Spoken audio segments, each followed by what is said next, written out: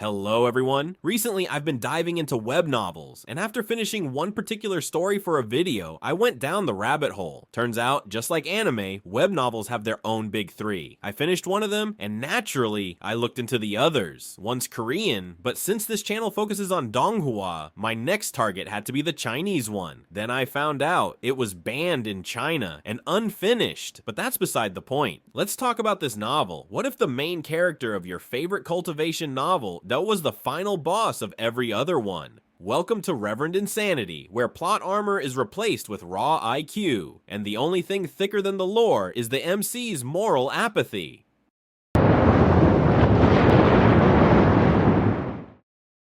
The story goes like this. Fang Yuan, a 500-year-old demonic cultivator, reincarnates into his teenage body. Oh cool, another reincarnation trope, you say. Reincarnated MC, check cultivation world, check sect bullying, check. But then you realize, this ain't your regular, I just want to protect my family nonsense. This is, I lived 500 years, watched humanity burn, and came back to finish the job better. Fang Yuan, the man, the myth, the absolute menace. He doesn't want peace. He doesn't want justice. He wants freedom. No gods, no rules, no attachments, just cold, calculated ascension. Okay, let's talk about the power system first. Unlike other stories where cultivators use ki, this world runs on goo, magical, living insects that can do everything from healing wounds to starting forest fires. Goo can harness naturally occurring primeval energy, and once mortals open their aperture, they can use primeval essence to refine, feed, and raise goo. There are over 1,000 types of goo. Want time travel? There's a goo for that. Want to enslave a sea god? Yup, there's a goo for that too. Each one is unique with different effects, weaknesses, and synergies. Some paths are even created by older goo masters, like beginner guides in games. Cultivation isn't just about absorbing energy. It's a strategic game of refinement, resource management, and long-term planning. It's a system that rewards intelligence, not brute force. Here's the real difference maker.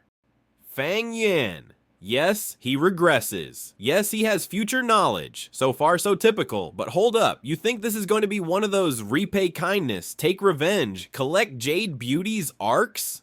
Wrong. Fang Yuan is cold, calculating, completely emotionless. He's not petty like your average face-slapping MC. Someone tried to kill him? Unless there's profit and revenge, he couldn't care less. In fact, if it benefits him, he'll help his enemies. And if doing a good deed fits into his plan, he'll do it without hesitation. No morality, no honor, no pretenses. He exists beyond good and evil. He just wants to live eternally. And there's no line he won't cross to get there. He's like Orochimaru. What if Orochimaru never randomly turned good for plot reasons? His motto, victory belongs to those with the most schemes. And the scariest part, he never brags. He never shows off. He just wins.